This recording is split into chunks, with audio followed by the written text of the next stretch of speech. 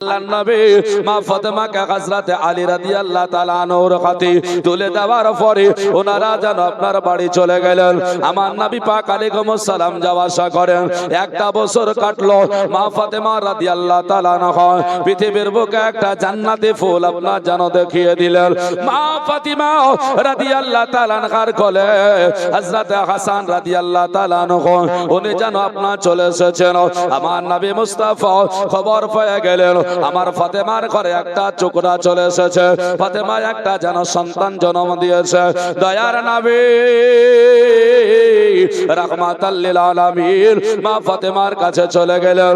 বললেন ফাতেমা গো তুমি একটা বাচ্চা দিয়েছো বলে হ্যাঁ। কই আমার কোলে দাও। হযরতে হাসান রাদিয়াল্লাহু তাআলা আনহু ফাতেমা রাদিয়াল্লাহু তাআলা আনহার প্রথম সন্তান ওনাকে নিয়ে আপনার যেন কোলে আদর করতে লাগলেন। আল্লাহ আল্লাহ বলে নবী পাক আলাইহিস সালাম দোয়া করে হে রব্বুল আলামিন আল্লাহ এটা হলো আমার নওয়াসা, এটা হলো আমার নাতি। আল্লাহ গো এদেরকে আমি দুনিয়ার বুকে তোমার পথে শহীদ হতে দেখতে চাই। জোরে বলে সুবহানাল্লাহ। পৃথিবীর বুকে আল্লাহর নবী এটাও জানিয়ে দিলে আল্লাহ যে হুসাইন আর হাসানের দুশমন হয়ে যাবে সে যেন আমার দুশমন হয়ে যাবে, আর যে হাসানের বন্ধ করবে সে যেন আমার বন্ধ হয়ে যাবে। এলান করে দিলেন হযরতে হাসান রাদিয়াল্লাহু তাআলা আনহু আপনার যেন এইভাবে এক এক করে করে আপনার যেন বড় হবে। এমন সময় মা ফাতেমা রাদিয়াল্লাহু তাআলা আনহা হযরতে আলী রাদিয়াল্লাহু তাআলা আনহুকে বলেন ওগো স্বামী আপনার কাছে আমি কোনোদিন আবদার করি নাই, আবদার করব না, তবে আমার বাড়িতে আল্লাহ পাক একটা লাডলা দিয়েছে, একটা যেন সুন্দর বাচ্চা দিয়েছে। ওগো স্বামী গো আমাদের ঘরে কিছু খাবারের দরকার, আমাদের ঘরে সেই রকম কোনো খাবার হয় না, তবে সন্তান জগতে এসে গিয়েছে। আল্লাহ তাবারাক ওয়া তাআলা আমাদের ঘরে যেন বরকত দেয়। হযরতে আলী রাদিয়াল্লাহু তাআলা আনহুকে বললেন, হযরতে আলী রাদিয়াল্লাহু তাআলা আনহু বললেন সে তো ঠিক আছে কোনো অসুবিধা নাই, তবে আমার ঘরে খরচা যদি বেড়েছে, আমার ঘরে খরচা যদি বেড়েছে আমাকে রোজগার করতে হবে। এই কথা যখন শুরু হয়ে গেল এক দুই করতে করতে মা ফাতিমাতুজ জোহরা রাদিয়াল্লাহু তাআলা আনহা আমার হযরতে আলী রাদিয়াল্লাহু তাআলা আনহুকে বলেন বলে আপনি খরচা কোথা থেকে জোগাড় করবেন? আপনার কাছে তো সেই রকম কোনো খরচা জোগাড় করার মতো রাস্তা দেখি নাই। সেই দিন আপনি আমাকে বিবাহের জন্য পাইগাম দিয়েছিলেন, আমি আব্বাকে জিজ্ঞাসা করেছিলাম আব্বা ওই ছেলেটাকে, সেই দিন আমি শুনেছি আপনি হলেন জঙ্গলে রাখাল, আপনি যেন কখনো উট চড়াতেন কখনো ছাগল চড়াতেন, আপনি কোথা থেকে রোজগার করবেন বলো? হযরতে আলী রাদিয়াল্লাহু তাআলা আনহু মনের মধ্যে একটু যেন কষ্ট পেয়ে গেলেন। উনি আর থাকলেন না। হযরত আলী চিন্তা করলেন আল্লাহ আমাদের মধ্যে একটু উঁচু আওয়াজ হয়ে গেল, নিচু আওয়াজ হয়ে গেল, ফাতেমার কাছ থেকে আমাকে এরকম কথা শুনতে হলো। উনি এক পা করে গোটে গোটে পায় মনটা বড় ভারী করে খারাপ করা যেন রাস্তার দিকে বেরিয়ে যায়। মনে হলো হযরত আলী রাদিয়াল্লাহু তাআলা আনহু উনি যেন মসজিদের দিকে চলে যাবে। আমার নবী মুস্তাফা সাল্লাল্লাহু আলাইহি ওয়াসাল্লাম কিছু পরে যেন বাড়িতে আসলেন। ফাতেমা রাদিয়াল্লাহু তাআলা আনহা আপনার যেন বাড়িতে রয়েছে। আমার নবী পাক আলাইহিস সালামকে দেখে ফাতিমা আমার নবীর সামনে দাঁড়িয়েছে। জোরে বলে সুবহানাল্লাহ। বন্ধুগণ আমার ভাইরা আল্লাহর নবীকে সাহাবীরা সালাম দিতেন কুননা ইয়া রাসূলুল্লাহ আসসালামু আলাইকা এই বলে আপনার যেন সালাম দিতেন মুসলমানেরা। এ ব্রাদারান ইসলাম সাহাবারা আমার নবী আপনার যেন সালাম দিতেন ইয়া রাসূলুল্লাহ বলে ডেকে সালাম দিতেন গো। হাদিস যদি আপনাকে শোনায় বুঝতে পারবেন, আমাদেরকে যে হাদিসটা শোনায় আসসালামু ক্বাবলাল কালাম, আগে সালাম তারপরে কথা, আগে সালাম তারপরে কথা, হাজা হাদিসুন মুনকার, এই হাদিসটা হলো মুনকার। অনেকে বলছে না বলে সালাম আগে দিতে নাই, আগে কি বলে কালাম নয় আগে সালাম, আমরা ইয়া নবী বলি, তো এটাকে বলছে আগে তোমরা নবীকে ডেকে তারপরে সালাম দিচ্ছ, এভাবে চলে না। এদের দলিল হলো আসসালামু কাবলাল কালাম, আগে সালাম তারপরে কথা। আর এই হাদিসটাকে বলা হয় হাজা হাদিসুন মুনকার, এই হাদিসটা হলো মুনকার, সহি নয়। জোরে বলি সুবহানাল্লাহ।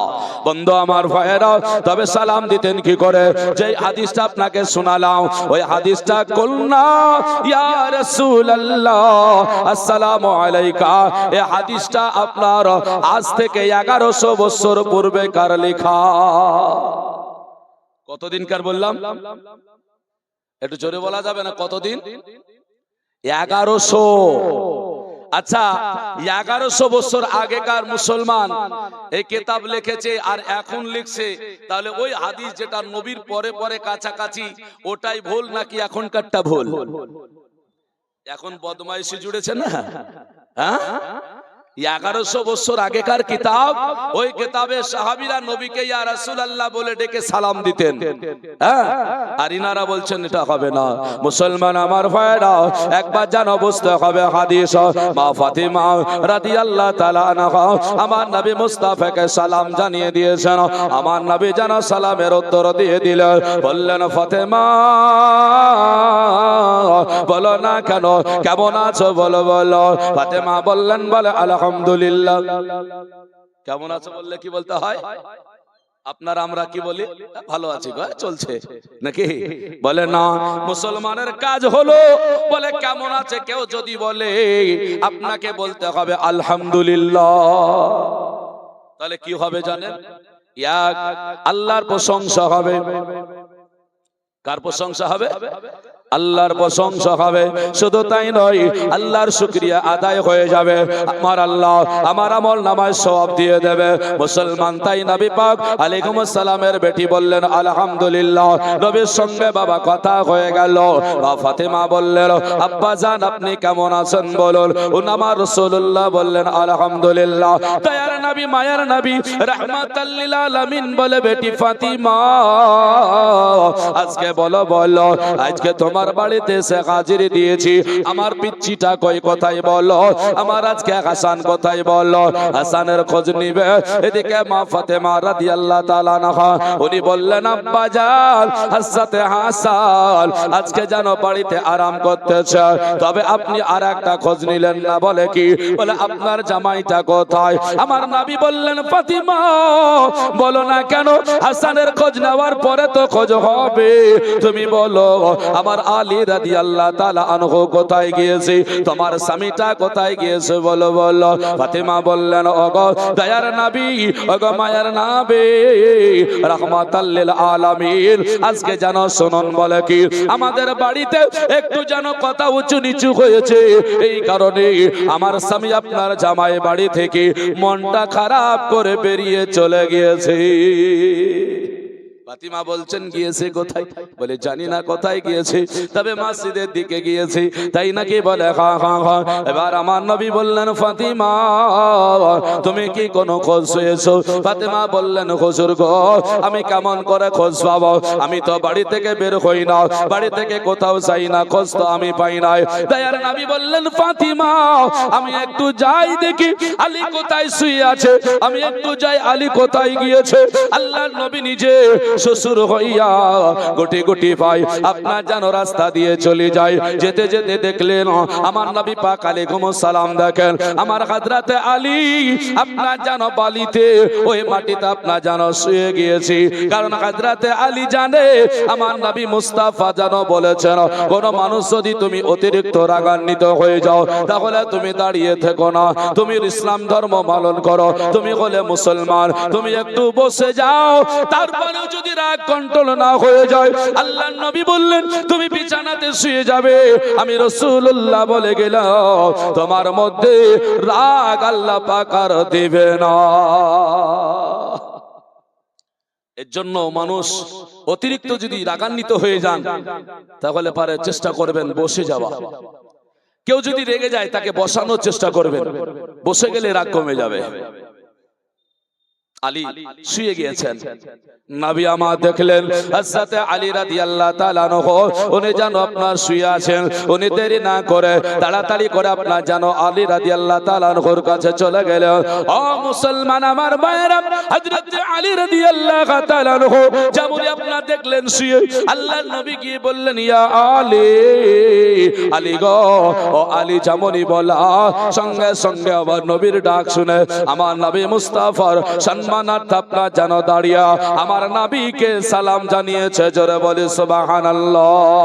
তাই তো মদিনার রাসূলুল্লাহর ঘর আপনার যেন রওজার গেটে লেখা আছে আসসালাতু আসসালামু আলাইকা ইয়া রাসূলুল্লাহ।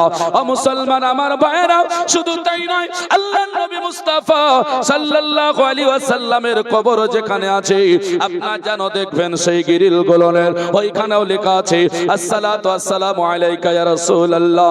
বলা হয়েছে মুসলমান, তুমি আজকে বাংলার সরজমিনে নবীকে সালাম না দিতে পারো, আজকে তুমি চলে যাও ইরাকের জমিনে, তুমি জানো আজকে সালাম না দিতেও পারো।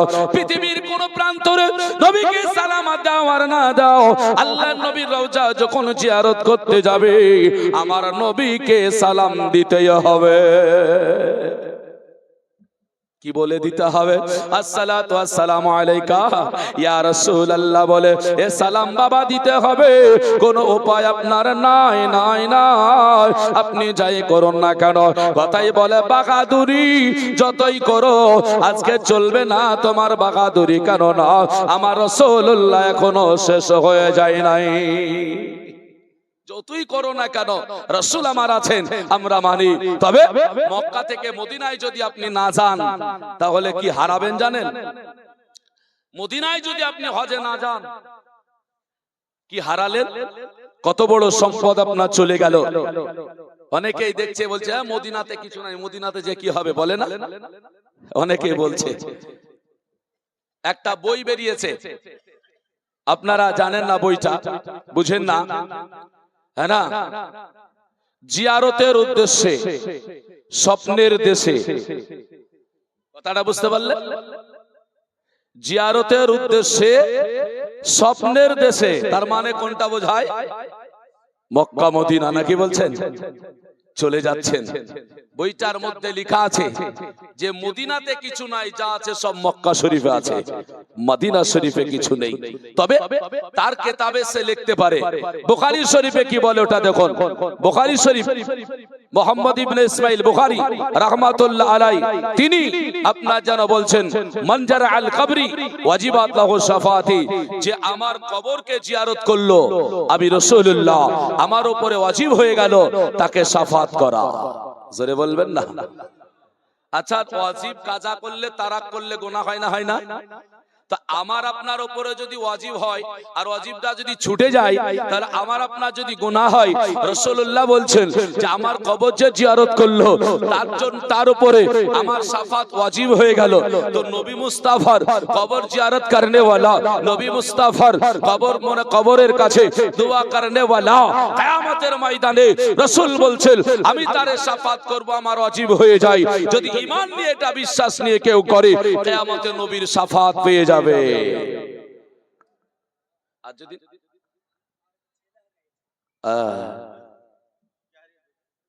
ছেলে হারিয়ে গেছে, আর কত বড়,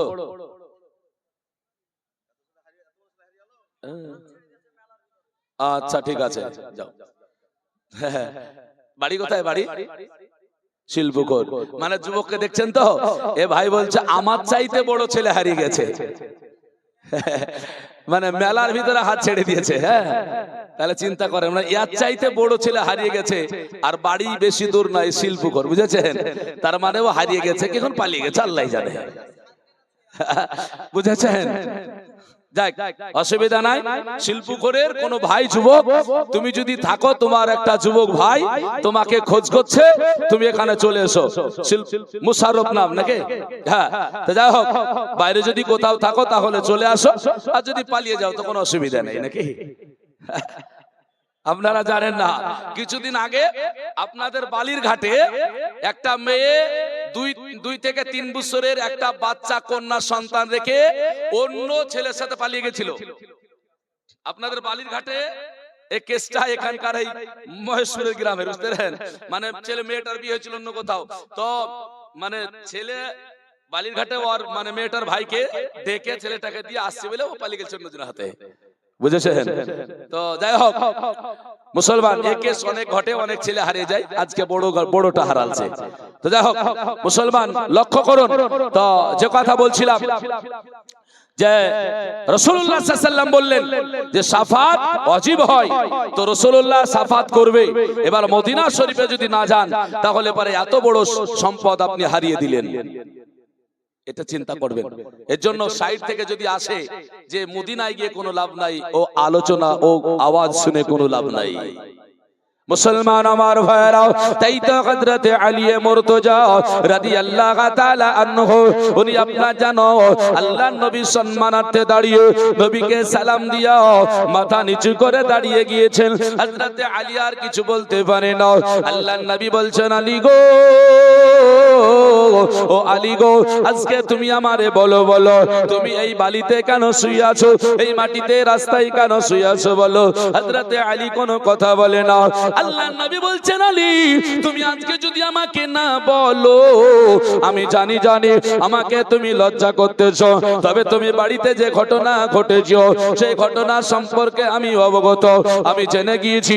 চলো আলী, তোমাকে আর বলতে হবে না, আমার সঙ্গে আলী গো তুমি এখন বাড়ি চলো। হযরত আলী রাদিয়াল্লাহু তাআলা আনহু কোনো কথা বলতে পারে না। আল্লাহর নবী সঙ্গে করে দেখুন কেমন শ্বশুর সঙ্গে করে নিয়ে হযরত আলীকে বাড়ি আসলেন। বাড়ি আসার পরে যেমনই বাড়ির মধ্যে প্রবেশ করেছেন, মা ফাতিমা রাদিয়াল্লাহু তাআলা আনহা আমার নবীকে আর হযরত আলী রাদিয়াল্লাহু তাআলা আনহু দাঁড়িয়ে আছেন দেখে আবার যেন সম্মানার্থে দাঁড়াচ্ছেন। তবে মুসলমানেরা আল্লাহর নবীকে আপনার যেন সামনে ডেকে নিলেন, বাড়িতে বসার জন্য সুন্দর একটা জায়গা করে দিলেন। জায়গা যেমনই করে দিয়েছেন, আমার নবী বলছেন, ওগো ফাতিমা শোনো শোনো, আমার ডান পাশে আলী রাদিয়াল্লাহু তাআলা আনহু বসে রইল, তুমি এসো আমার বাম পাশে বসে যাও। হায়রে মুসলমানেরা, কেমন করে শিক্ষা দিতে হয় নবীর কাছে দেখুন। জামাইকে ডান পাশে আর মেয়েকে বাম পাশে বসিয়ে নিলেন। বসে নেওয়ার পরে হযরত আলী রাদিয়াল্লাহু তাআলা আনহুর মাথায় হাত বুলিয়ে দিলেন। বুলিয়ে দিচ্ছেন বাম হাত দিয়ে বেটির মাথায় হাত দেওয়ার পরে বলছেন আলীর দিকে তাকায়া, ওগো আলী গো, আজকে বলো না কেন, ও ফাতেমা তুমি আজকে বলো, তুমি হলে জান্নাত রানী সরদারিনী। ও আলী, আল্লাহ পাক তোমার এত ভালোবেসেছে, তোমাকে আসাদুল্লাহ বলেছে, তোমাকে আবু তুরাব বলেছে। ওগো আলী গো, যে আল্লাহ পাক তোমার এত মহব্বত করেছে, আল্লাহ তোমার এত ভালোবেসেছে, তোমাদের মধ্যে এটা কেন হলো? হাত বলিয়ে দিয়ে বললেন, আলী তোমাদের মধ্যে শয়তান জায়গা নিতে চেয়েছে। আজ আমি রাসূলুল্লাহ তোমাদেরকে জানিয়ে দিয়ে গেলাম, এই কথাটা যদি তোমাদের সময়টা দীর্ঘমেয়াদী হতো, তোমাদের মধ্যে শয়তানের ওয়াসওয়াসা ঢুকে যেত, শয়তানের ওয়াসওয়াসা তোমাদের কাছে প্রবেশ করে যেত। না না না না, মানুষ ভুল করে, মানুষ মাত্র ভুল হতে পারে, তবে ওই ভুলটাকে দীর্ঘমেয়াদী করে রাখবে না, শয়তান প্রবেশ করবে। আর যদি শয়তান প্রবেশ করে যায় তাহলে পারে ঈমান ও আমল নষ্ট করে দেবে। আমাদের মুসলমানেরা ও আমার মা বোনেরা ও আমার ভাইয়েরা বাপসিরা, আমাদের মধ্যে যখন স্বামী স্ত্রী কোন রকমের কোন একটু যদি ঝগড়া হয়ে যায় তাহলে আমরা যেন আর কেউ কাউকে কথা বলবো না, এইরকম টার্গেট নিয়ে যায়। চলে গেলাম, ও চলে গেল, বিছানা আলাদা হয়ে গেল, কথা নাই বার্তা নয়, আপনার যেন ভাত খুলে স্বামীর সামনে থালটা এগিয়ে দিয়ে চলে গেল, না হলে বললো ভাত রান্না আছে, এইরকম আপনার দেখিয়ে দিল। আল্লাহর নবী বললেন, এইরকম সংসারে যদি কেউ থাকে জেনে রেখো, ইন্নাশ শাইতানা লিল ইনসানি আদুব্বুম মুবিন, সবচাইতে যার মানুষের দুশমন তা সেটা হলো ইবলিস, আর ওই ইবলিসকে তুমি জায়গা দিলে। আচ্ছা বলুন, এইরকম আমাদের সংসারের জীবন আর আছে? গড়ছে গড়ে নাই। অনেক মা বোনেরা বলছে, বলে স্বামী আছে কেরালায় নাই, দুবাই না হলে মুম্বাই নাই গুজরাট, বলছে বাড়ি আসবো, বলে আসিয়েন না। বলে কেন? বলে এখনো ঘরের কাজটা বাকি আছে। মানে স্বামীকে বলছে আসিয়েন না, ঘরের কাজটা বাকি আছে। বলে কেন? কেন গ্রিল লাগাতে হবে, এই ঘরটা পটি করতে হবে, এই ঘরটাতে লাইটিং করতে হবে, হ্যাঁ না, সব আইটেম বিবি নিয়ে বসে আছে আর স্বামী বাইরে পড়ে আছে, হ্যাঁ না, কারণ বিবির অ্যাকাউন্টে টাকা ঢুকছে, বুঝতেই পারছেন, যা খুশি তাই করছে। হ্যাঁ মুসলমান, একটা জিনিস মনে রাখবেন, এগুলো কিন্তু শয়তানের ওয়াসওয়াসা প্রবেশ করে। শয়তানের ওয়াসওয়াসা যদি দূর করতে হয়, তাহলে ভুল যদি হয়ে যায় সেটাকে মুহূর্তে সেরে নেওয়ার চেষ্টা করতে হবে, আর যদি না হয় তাহলে অসুবিধা। চলুন, নবী মুস্তাফা আমার শিক্ষা দিলেন, দেওয়ার পরে কি বলছেন একটু এগিয়ে যাব, নবীর মোহাব্বতে দরুদে নাজার পেশ করি। আল্লাহুম্মা সাল্লি আলা মাওলানা মুহাম্মাদ ওয়া আলা আলি সাইয়্যিদিনা মাওলানা মুহাম্মাদ সাল্লাল্লাহু আলা মুহাম্মাদিন সাল্লাল্লাহু আলা মুহাম্মাদ হরদম সবাহ সনে কালা পাক নামে মুহাম্মদ আমাদ গমন বলে নবী নবী আমাজান বলে নবী নবী। কবি বলছেন ইয়া রাসূলুল্লাহ ইয়া হাবিবাল্লাহটা একটু আমার সঙ্গে বলবেন, তাই না? কবি কি বলেন? ইয়া রাসূলুল্লাহ ইয়া হাবিবাল্লাহ ইয়া রাসূলুল্লাহ ইয়া হাবিবাল্লাহ, আপনি যে আল্লাহর নূর নবী। জোরে বলা যাবে না? আচ্ছা, কারো যদি মোবাইলে কোনোদিন শুনে থাকেন যে নূরের চাইতে মাটির সম্মান বেশি, একটু হাত তুলে বলিয়েন তো, বাংলাদেশের বা কোনো মৌলবীর ওয়াজ শুনেছেন যে নূরের চাইতে মাটির সম্মান বেশি, মানে নূরকে সেজদা করতে বলেছিল মাটির উপর, বলে আল্লাহ পাক ফেরেশতাকে বললেন সেজদা করো আদম নবীকে, এর জন্য বলছে মাটির তৈরি। এই ওয়াজ আপনারা শুনেছেন? শুনেছেন? শুনেছেন? এই দেখেন কয়েকজন শুনেছেন। আচ্ছা, তাতে কিছু মনে হয় আরে তাই তো, তাহলে মাটির মর্যাদা বেড়ে গেলে তো নবীর সম্মান কমে গেল নাকি? অতএব নবীকে নূর বললে মর্যাদা কমে না বাড়ে? আর তারা কি বলছে যে নবীকে নূর বললে মর্যাদা কমে যায়, বলে না, যেহেতু মাটির মর্যাদা বেশি। আচ্ছা বলেন, মাটির মর্যাদা বেশি না নূরের মর্যাদা বেশি? নাকটা বলবো, আপনারা মনে করছেন কপালে যা লেখা আছে তাই হবে, না না, এটা মানুষের ভুল ধারণা যে কপালে যা লেখা আছে তাই হবে। কে বলেছে?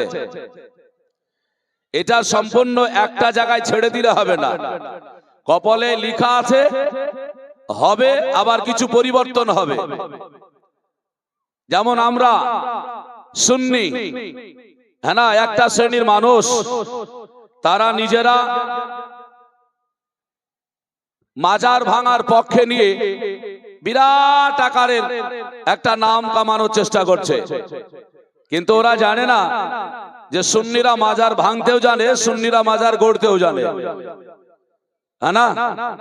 তো সত্যিকারই যদি মাজার হয় তাহলে সুন্নিরা ভাঙার পক্ষে নয়, আর যদি ভণ্ড হয় তো ওরা কেন, এটা সবাই ভাঙবে, তাই না? এখন নামাজ নাই, রোজা নাই, হজ নাই, যাকাত নাই, ইসলামের কোনো কানুন নাই, আর কা মাহকাম নাই, ও যদি মাজার বানায় ওকে মানা হবে? হিসাব বলছে এখানে সুন্নি ওয়াহাবি বলে কিছু নাই, সবাই আর বিরোধী, কিন্তু যারা হক সেখান থেকে কিছু মানুষ বিরোধী আছে। অতএব জানতে হবে এগুলো। ইনশাআল্লাহুল আজিজ একটা একটা করে আপনাদেরকে দলিল দিয়ে বোঝাবো, তাই নিজের জীবন পরিবর্তন করুন, নিজেরা পরিবর্তন হওয়া শিখুন।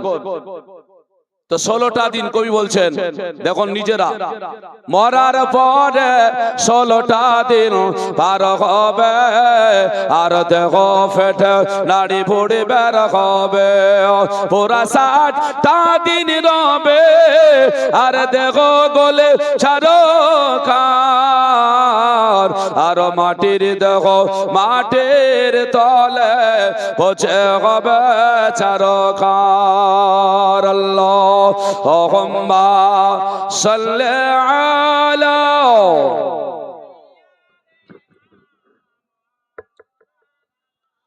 মুহাম্মাদ ওয়া আলা আলি সাইয়্যিদিনা, দূর থেকে ধরছেন, সাল্লাল্লাহু আলা মুহাম্মাদিন মুহাম্মাদ গরদম সবা, পাক নামে মুহাম্মাদ গরদম সবা, শফিআনা মুহাম্মাদ সাল্লাল্লাহু আলাইহি ওয়াসাল্লাম। যা হোক, আলোচনায় যাব। যারা এখানে বসে আছি, দাঁড়িয়ে আছি, বাইরে যারা আছে ওদেরকে তো দেখতে পাই না। বলেন তো জীবনে কার নমাজ কাজা নাই? একজনকে হাত উঠিয়ে বলতে হবে আমার জীবনে নমাজ কাজা নাই। কেউ পারবেন? পারবে কেউ? হাজী সাহেব পারবে? এরকম বলতে পারবে কেউ যে আমার জীবনে নমাজ কাজা নাই?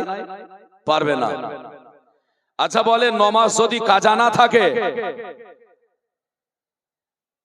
নামাজ যদি কাজা না থাকে, এইরকম মানুষ এখানে নয়, গোটা মুর্শিদাবাদে আপনাদের নজরে আছে যে অমুক মানুষটার জীবনে নামাজ কাজা হয়নি? কারো থাকলে বলবেন আছে? নাই। মুর্শিদাবাদ পার হয়ে চলে যান, গোটা পশ্চিমবঙ্গে এরকম আপনাদের নজরে আছে যার নামাজ কাজা নাই? হ্যাঁ, নাই। তাহলে দেখা গেল গোটা পশ্চিমবঙ্গ যদি খোঁজ করি, নামাজ কাজা নাই এইরকম মানুষ মুসলমানের ঘরে খুঁজে পাওয়া যাবে না। আচ্ছা বলেন, নামাজ কাজা নাই এইরকম মানুষ নাই হিসাবে সবাই নামাজ কাজাকারী। তো সবাই যখন নামাজ কাজা করেছেন, আমরা যখন করেছি, তাহলে আমরা মুসলমান আছি না নাই? আছি, আছি না? হ্যাঁ। তাহলে দেখেন, নামাজ কাজা করার পরেও মুসলমান দাবি করেছে। যে নাভির নিচে হাত বেঁধে নামাজ পড়ে তারও নামাজ কাজা আছে, যে নাভির উপরে হাত বেঁধে নামাজ পড়ে তারও নামাজ কাজা আছে, যে হাত ছেড়ে নামাজ পড়ে ইমাম আহমদ বিন হাম্বল রাহমাতুল্লাহ আলাইহির অনুসরণকারী তারও নামাজ কাজা আছে, যে পিছনে হাত বেঁধে নামাজ পড়ে তারও নামাজ কাজা আছে, যে নামাজ পড়ে না ওদের কথা আলাদা বললাম, যে পড়ে না আর কাজা নাই। তাহলে নামাজ পড়ার পরে কাজা আছে।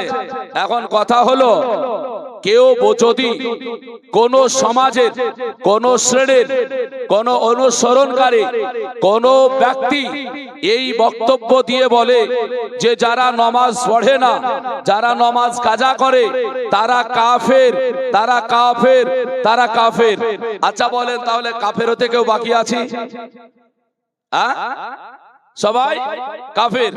আচ্ছা, এই ফতোয়াটা কে দিয়েছে জানেন? জীবনী বলবো, জীবনী শুনবেন। তবে ফতোয়াটা কারা দিয়েছে জানেন? ফতোয়াটা দিয়েছে নাভির নিচে হাত বাঁধা লোকেরও নয়। যারা নাভির নিচে হাত বেঁধে নামাজ পড়ে এই সমাজের এই পন্থীর লোকেরা কাফেরের ফতোয়া দেয়নি। যারা হাত ছেড়ে নামাজ পড়ে এই পন্থীর লোকেরা, এই মাযহাবের লোকেরা কাফেরের ফতোয়া দেয়নি। যারা পিছনে হাত বেঁধে নামাজ পড়ে এই পন্থীর লোকেরা, এই মাযহাবের লোকেরা কাফেরের ফতোয়া দেয়নি। যারা এখানে হাত বেঁধে নামাজ পড়ে তারা কাফেরের ফতোয়া দিয়েছে যে নামাজ কাজা করে, 4 ওয়াক্ত পড়ে, 1 ওয়াক্ত পড়ে না, বা নামাজ যারা পড়ে না এরা কাফের, কাফের, কাফের। আচ্ছা এবার বলুন, এখানে হাত বেঁধে যারা নামাজ পড়ে তাদের নামাজ কাজা আছে না নাই? হ্যাঁ, আমাদের নজরে অনেক ভাই বাপসিরা এখানে নামাজ পড়ে। আচ্ছা বলেন, তাদের নামাজ কাজা আছে না নাই? ওই ভাইগুলোকে বলবো, ভাই তুমি বলো, তোমার বক্তা শাহনূর, তোমার বক্তা আব্দুর রাজ্জাক বিন ইউসুফ, তোমার বক্তা আব্দুল করিম জঙ্গিপুরি, যে নিজের মামিকে নিয়ে পালিয়ে গেছে, নিজের মামিকে নিয়ে পালিয়ে গিয়ে বিয়ে করেছে, আর ও লাঠি নিয়ে খুতবা দিতে আর বক্তব্য দিয়ে বলে নামাজ না পড়লে কাফের কাফের। তো এখন যারা এখানে নামাজ পড়ে, আচ্ছা যারা মুসলমান, ওদের ফতোয়ায় ওরা কাফের, ওদের ফতোয়ায় ওরা কাফের, এই কথা যদি বলতে যাই তাহলে আমরা সুন্নি আমরাই নাকি খারাপ হয়ে গেলাম, মানে হক বলতে গেলে খারাপ।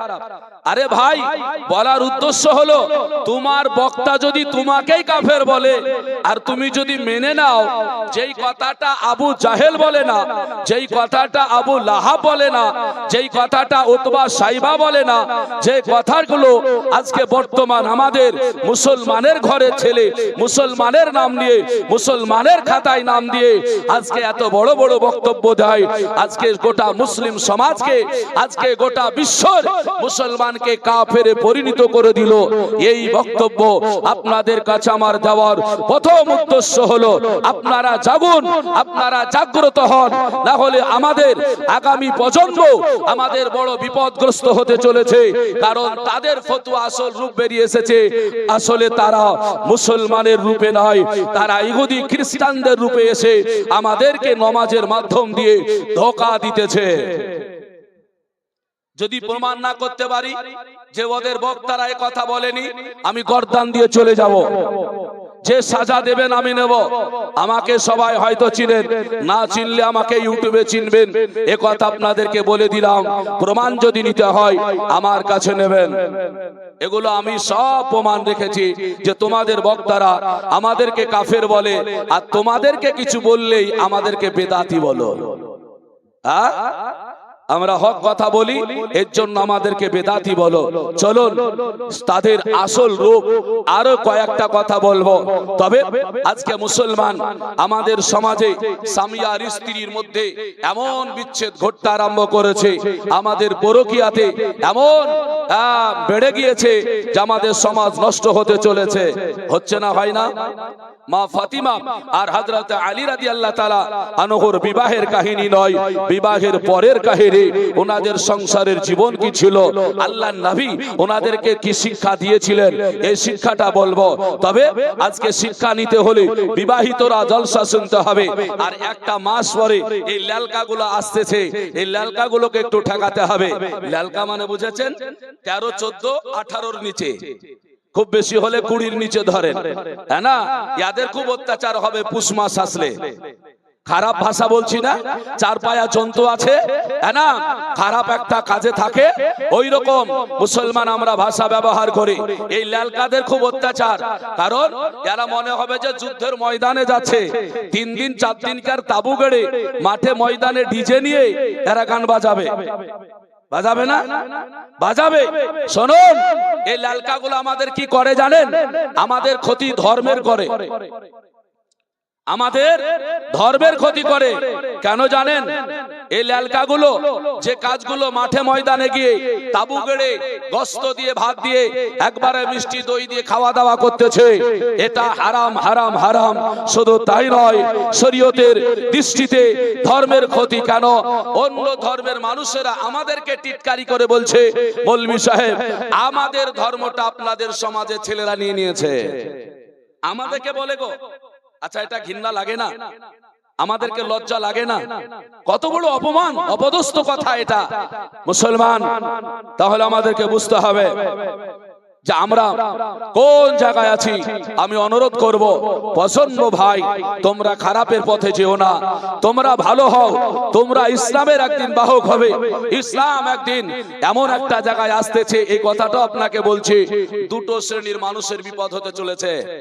1 ওলামাদের, নাম্বার 2 যারা গাজরি করে অস্ত্র ধরতে পারে তাদের।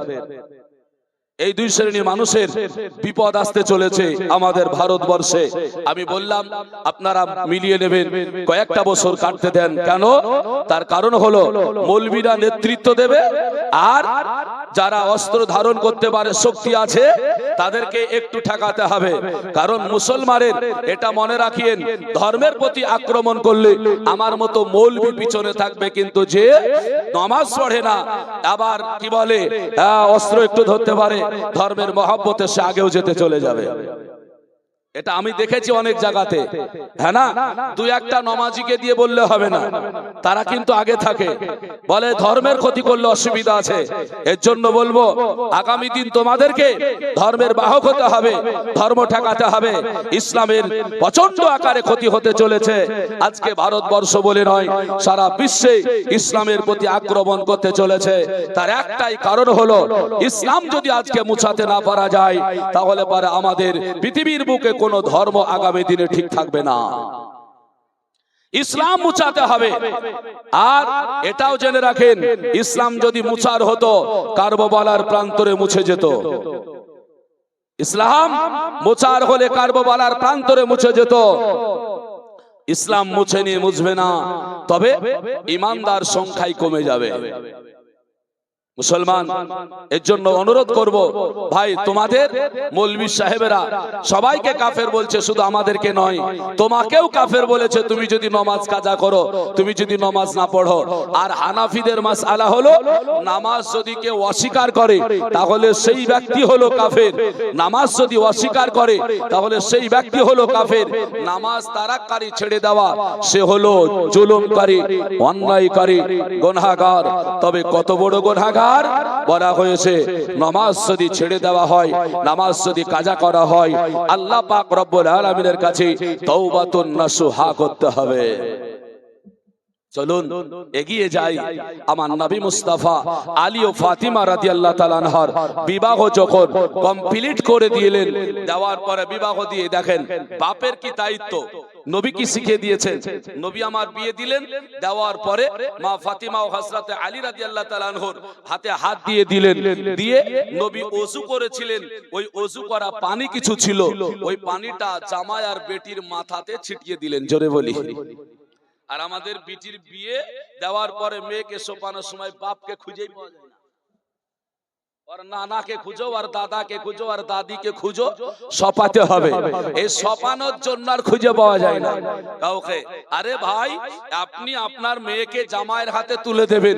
নবী আমার বললেন ফাতেমাকে, ফাতিমা ওযুর পানি শুধু দিলাম এমনটা নয়, তোমাদের জন্য জীবন সঙ্গিনী বানিয়ে তোমাদের একে অপরে দাম্পত্য জীবন যেন সুখী হয়। আল্লাহর কাছে দোয়া করি তোমাদের মধ্যে যেন শয়তানি ওয়াসওয়াসাটা না চলে আসে। জোরে বলবেন না। জামাইয়ের বেটির জন্য বলছেন শয়তানের ওয়াসওয়াসা যেন চলে না আসে। আর শয়তানকে কোরআন বলছে ইন্নাশ শাইতানা লিল ইনসানি আদুব্বুম মুবিন। আল্লাহ বলছেন সন্তান শয়তান মানুষের প্রকাশ্য দুশমন। আর আমরা কাকে দুশমন বানিয়েছি? মসজিদে গিয়ে ইয়ার পাঞ্জরে ও দাঁড়ায় না, ওর পাঞ্জরে ও দাঁড়ায় না। কেন? ভোটের সময় এ এক পার্টি করেছে, ও এক পার্টি করেছে। হ্যাঁ, এটা হলো মুসলমান। হ্যাঁ, এক পার্টি করেছে, ও এক পার্টি করেছে, এর জন্য ওর পাশেও দাঁড়াবে না, ওর পাশেও দাঁড়াবে না, মুসাফা করবে না। এই নিয়াত করে নামাজ পড়তে গেলে নামাজ হয়? হ্যাঁ, নামাজ হবে না। মসজিদে যাওয়ার সময় তো হিংসা নিয়ে ঢুকছো, নামাজ কি করে হয়? আর হিংসা মুক্ত মুসলমান হতে হবে। যদি হিংসা মুক্ত মুসলমান না গড়তে পারেন, হিংসা মুক্ত মুমিন না গড়তে পারেন, আপনি মুমিনই হতে পারবেন না। আল্লাহ নবী সাল্লাল্লাহু আলাইহি ওয়াসাল্লাম এই শিক্ষাটাই দিয়েছেন যে হিংসা দূর করতে হবে। বাইরে যা করলেন করলেন, ওটা খোদার ঘর। হিংসা সব ফেলে দিয়ে আল্লাহকে সাজদা করতে যাচ্ছেন, কে ডানে আর কে বামে, ও দেখে লাভ আছে? লাভ নেই। মুমিন ব্যক্তি আল্লাহু আকবার বলে মসজিদে নামাজ পড়তে গিয়েছে, আপনি তার পাশে দাঁড়াবেন না তো মধ্যখানে ফাঁকা করে দিয়ে দাঁড়াচ্ছেন। বলে কতটুকু ফাঁকা জানেন? মানে ওই মধ্যখানে আর একটা মানুষ ঢুকলে ঢুকে যাবে। হ্যাঁ, ওই মধ্যেখানে মানুষ ঢুকে যাবে।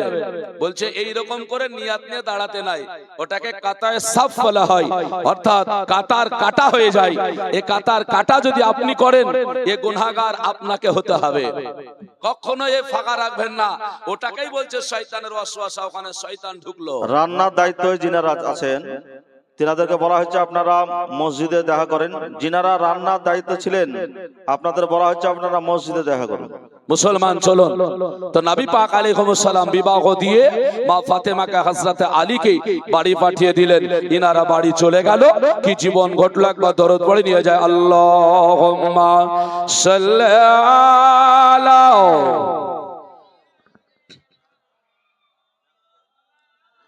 মোহাম্মদ ওয়ালা আলা সাইয়্যিদিনা মাওলানা মুহাম্মদ সাল্লাল্লাহু আলা মুহাম্মাদিন